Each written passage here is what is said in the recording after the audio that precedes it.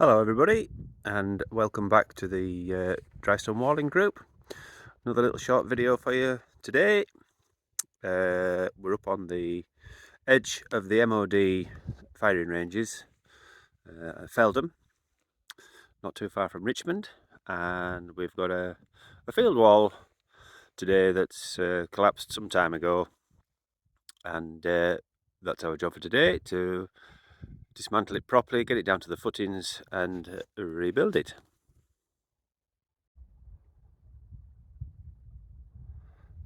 So this is where we are. This is our job for today. It's probably fallen down quite some months ago, and it's been singled up.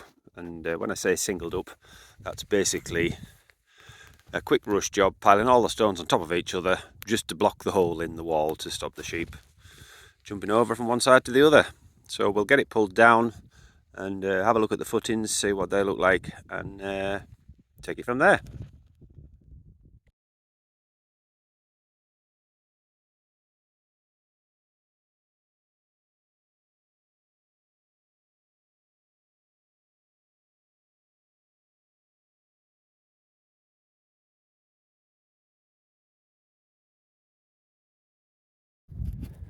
So we're now at the point where we're got most of it pulled down.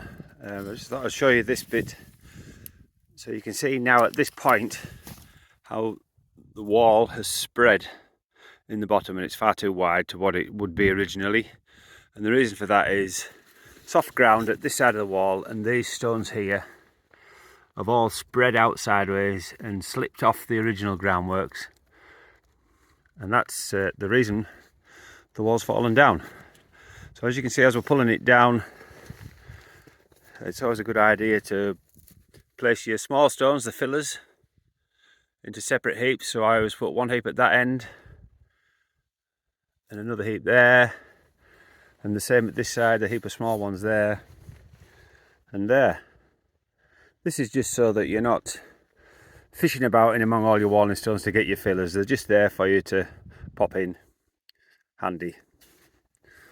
There's two big stones here, but I don't think I'll be able to get those in the wall. I dare say that the guys that built the wall in the first place have just walled round them, so that's what we're going to do as well. We're now at the stage where we've got the footings back in and level. It was actually only two stones here and here that had sunk into the ground and made it so that the next course of stones on top of them had slipped off, and that's the reason the wall had collapsed. So we've got that squared up, probably still a little bit wide in the bottom, but we'll narrow it up as we come up the wall and get the slope in on either side towards the top. That's what we call the batter, an equal slope on either side, so it's narrower at the top than the bottom.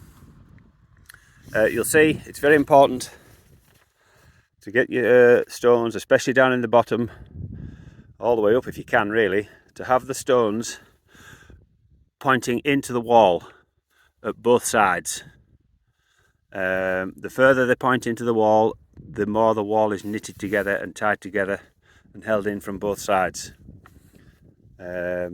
So if that's okay, Bob.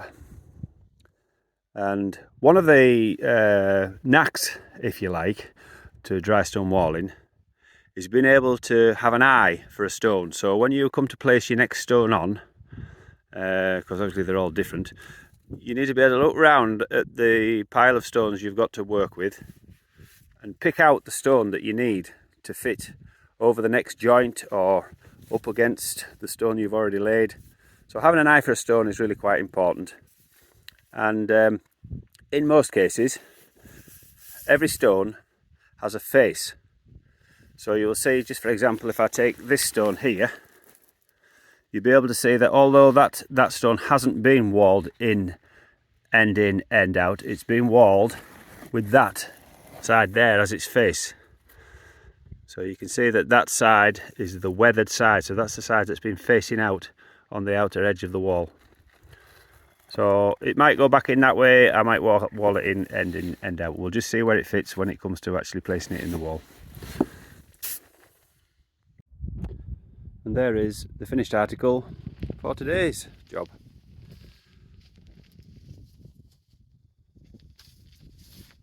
There was actually only one through stone in this wall that was long enough to go through.